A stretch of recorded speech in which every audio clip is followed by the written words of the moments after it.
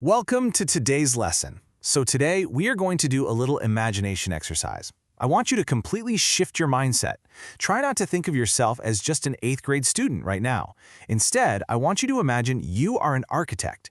Think about it. When an architect sets out to build this massive, magnificent new house, they don't just, show up to an empty dirt lot with a hammer and start wildly swinging. No way.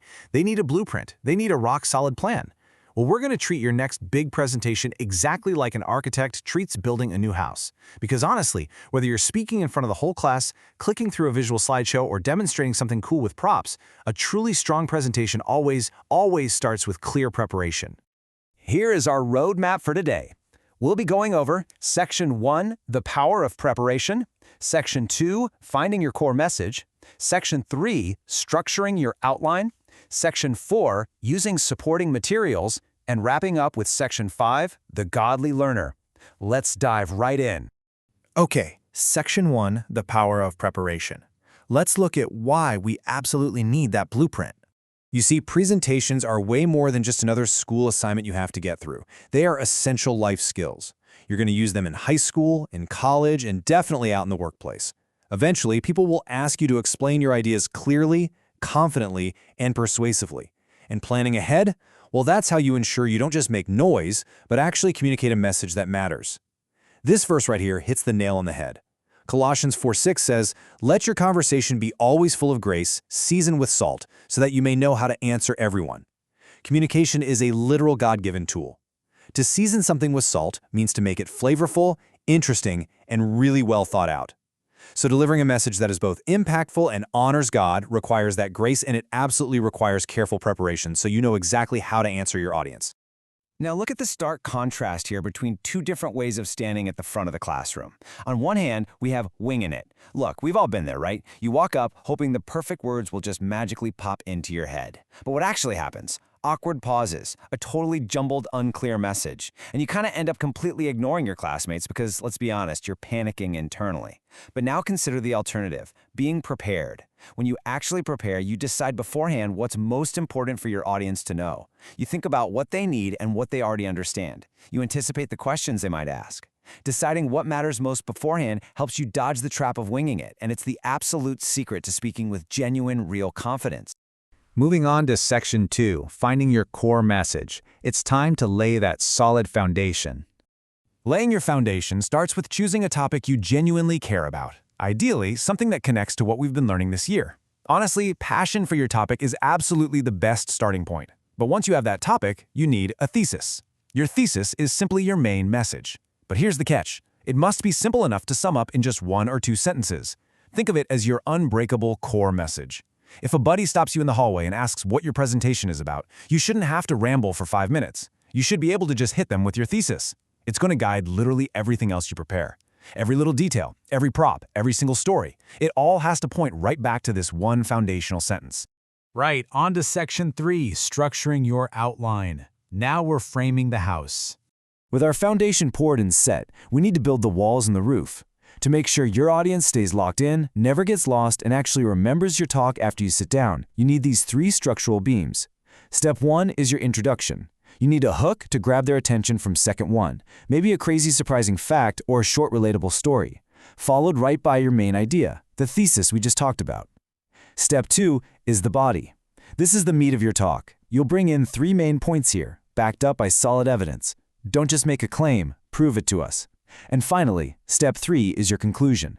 Here, you summarize what you just taught and hit them with a call to action. Basically, tell them exactly what you want them to go do or think about next. Section 4, Using Supporting Materials. Let's add the windows to our house. Think of your visuals and props as the windows to your presentation. They're there to let the light in. They illuminate and support your words, but they should never, ever replace them. Imagine you're giving a pure speech on the impact of kindness in schools. You'd start with a powerful intro story, give 3 ways kindness changes the community and the body, and end with a closing challenge. Boom! Simple, effective. But what if you're doing a visual presentation on renewable energy? Well, you'd want a super eye-catching stat right out of the gate. Then you'd show 3 benefits using strong, uncluttered images on your slides and end with your call to action. Or imagine you're using physical props for a presentation on healthy eating for teens. You could literally stand there holding a fresh apple in one hand and a greasy bag of chips in the other to visually prove your point. This just goes to show how adaptable your blueprint is, whether you're relying entirely on your voice, adding in slides, or bringing physical objects to the stage. Okay, to put this entire blueprint into practice, here is your homework for today. I want you to complete these 5 specific steps to guarantee you are 100% ready for the stage. First, write down your topic and your quick 1 to 2 sentence thesis. Second, map out that 3-point outline. Third, decide on at least one visual or prop that's going to let the light into your presentation. Fourth, draft a really exciting hook for your intro. And fifth, write a strong, memorable closing statement. Listen, if you do these 5 things, I promise you, you will never have to wing it again.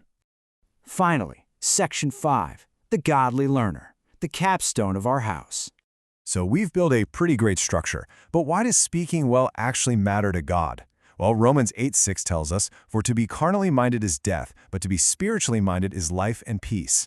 This scripture is a beautiful reminder that what we focus our minds on really deeply matters.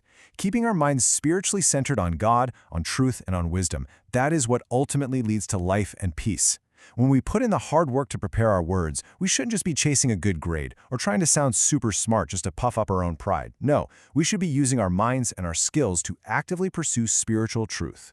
And honestly, this right here is the very heartbeat of our philosophy at HeroesMart Academy. We intentionally intertwine biblical morality with your education because, frankly, education without morality can actually cause harm. Your knowledge and your intelligence, they are meant to help you make wise, God-honoring choices rather than just making you more capable of doing whatever you want. As Romans 8 just taught us, keeping the mind spiritually minded is what leads to life and peace. So my challenge to you is this. Pursue academic excellence, like delivering a truly incredible presentation, but do it while keeping your mind completely centered on God, truth, wisdom, and making righteous choices. So as you get ready to step up and deliver your next presentation, fully equipped with your blueprint, your rock-solid thesis, your clear outline, and your brilliant windows of support, I want you to ask yourself one absolutely vital question. How will you use your prepared voice to honor God today? Will the words you choose bring life, truth, and peace to your audience? I believe they will. So go out there, prepare with diligence, speak with grace that's fully seasoned with salt, and use your education to make a real impact. You've got this.